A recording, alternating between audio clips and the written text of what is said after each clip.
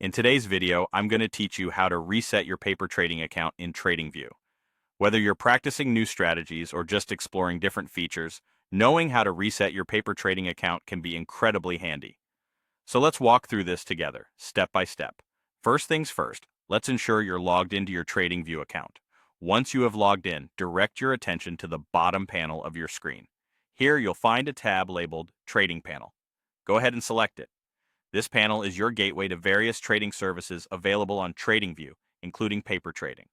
Now, our focus for this session is connecting to paper trading. If you're not familiar with it, paper trading allows you to simulate trading without risking real money. It's an excellent way for beginners and experienced traders alike to test strategies in a risk-free environment. Once you're in the trading panel, you should see an option to connect to paper trading. Click on that to establish your connection. At this stage, remember that being connected to paper trading is essential before we proceed with the resetting process. Next, let's address the main purpose of this video, resetting your paper trading account.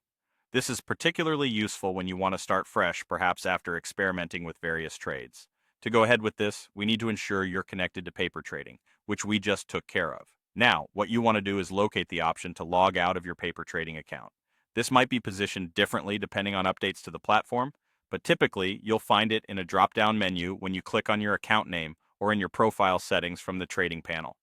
Once you've successfully logged out, the next step is straightforward.